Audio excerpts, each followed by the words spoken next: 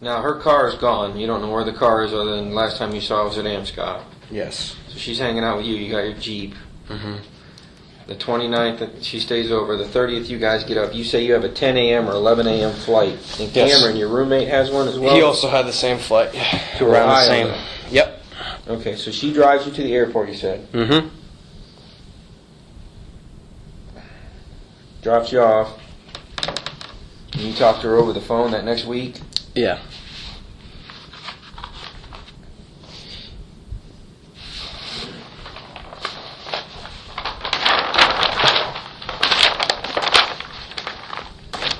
And this, during that week, you said you may stay up there, and she acted like she was real upset about that? Yeah.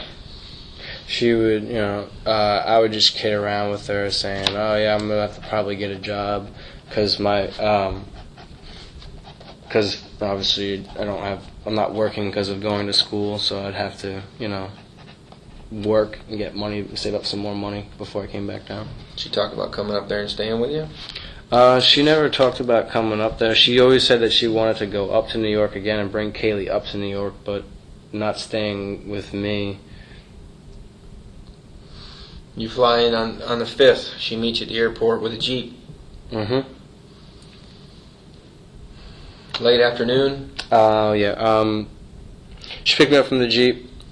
I would say late afternoon to early evening. And the Jeep, she just, I guess, the only thing she had with her was a CD that she bought for me. And she just stopped at a car wash, washing my car. Later then pointed out the car wash on Cimarron on the way back from the airport. I don't remember what car wash, but I could point it out.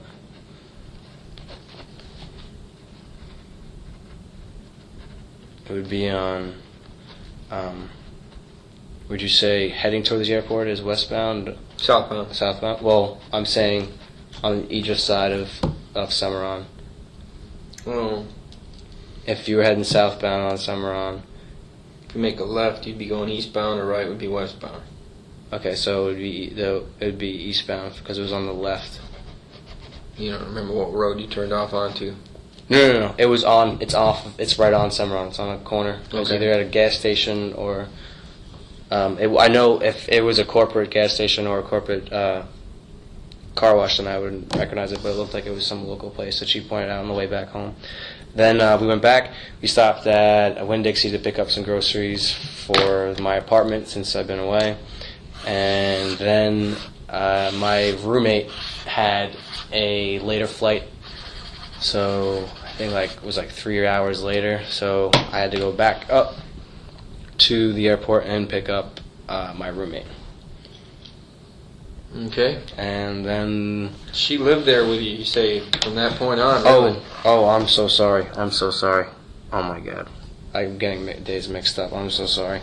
That day actually was not the day that my roommate came home. Mm-hmm. My roommate came home the 6th. I'm making a mess on your calendar. This day, they have UFC fights, right? On Saturday nights. This day, actually, we went up to Buffalo Wild Wings, and I met her friends that I've never met before. Sean Daly, I think his name is.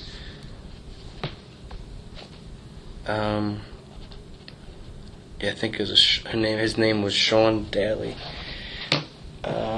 And a bunch of her friends. I believe another name that I met was this girl, Annie. Annie? Uh-huh. Both white Caucasian. And I met them.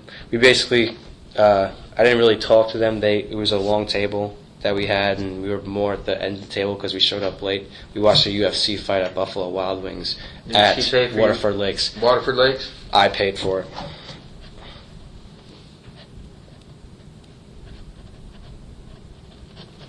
Waterford Lakes.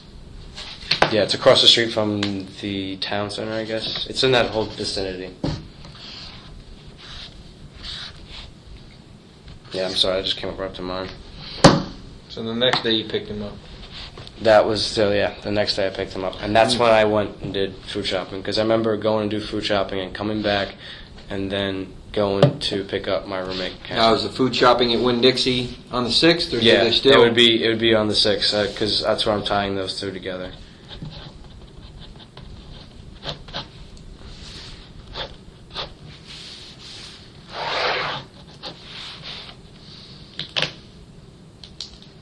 Anything noteworthy this week? From the 6th to the 12th? From the 6th to the 12th? I know you say she got Amy's car about the 10th She to the had, 11th. Yeah, anywhere from mid to late week that she started having, I think, driving Amy's car. What's that car look like? It was a Toyota, either Corolla or a Camry, dark red or maroon color.